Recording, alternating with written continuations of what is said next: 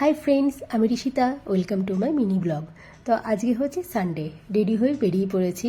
আজকে যাচ্ছি লাঞ্চ ডেটে একটা বাঙালি রেস্টুরেন্টে। আর আজকের ওয়েদারটা এত সুন্দর, একদম রোদ ঝলমলে একটা দিন। আকাশে সাদা পেঁজার তুলোর মতো একদম হয়ে আছে মেঘগুলো, মনে হচ্ছে একদম শরৎকালের আকাশ। আমার তো দারুণ লাগছে ভিউটা দেখতে বাইরে থেকে, তাই তোমাদের সাথে একটু শেয়ার করছি। আর আজকে আমরা যেখানে যাচ্ছি সেটা হচ্ছে হোয়াইটফিল্ডের একটা বাঙালি রেস্টুরেন্ট। আমার তো মোটামুটি বাঙালি রেস্টুরেন্টগুলোতে খেতে একটু বেশ ভালোই লাগে মাঝে মাঝে। আর এই দেখো গল্প করতে করতে পৌঁছে গেছি সেই রেস্টুরেন্টটাতে। আর এই রেস্টুরেন্টের এত সুন্দর একটা ভাইব রয়েছে না, চারিদিকে পুরনো হিরো হিরোইনদের ছবিতে একদম সাজানো চারপাশটা, ভিনটেজ একটা ভাইব আর একরাশ নস্টালজিয়া।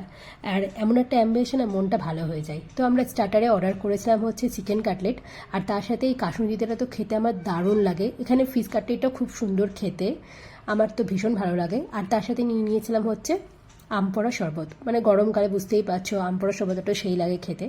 আর আজকে খুব সাদামাটা খাবার নিয়েছিলাম লাঞ্চে, নিয়েছিলাম স্টিম রাইস, আর তার সাথে নিয়েছিলাম চিকেন ডাক বাংলো। আর আমার খুব ভালো লাগে এই রেস্টুরেন্টের এই চিকেন ডাক বাংলোটা খেতে।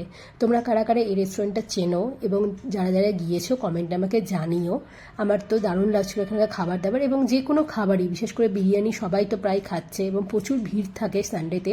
তো আমরা আগে থেকেই বুকিং করেই গিয়েছিলাম, সিটটা সুইগি থেকেই বুক করে নিয়েছিলাম। তো ওখানে খাবার কোয়ান্টিটিটাও বেশ সুন্দর দেয় এবং স্বাদটাও খুব সুন্দর। তো আমি তো খুব ভালো মতো তৃপ্তি করেই খেয়েছি। তো আজকের মতো এইখানেই, চলো দেখাবেন নেক্সট একটা ব্লগে। ততক্ষণ সবাই ভালো থেকো, বাই।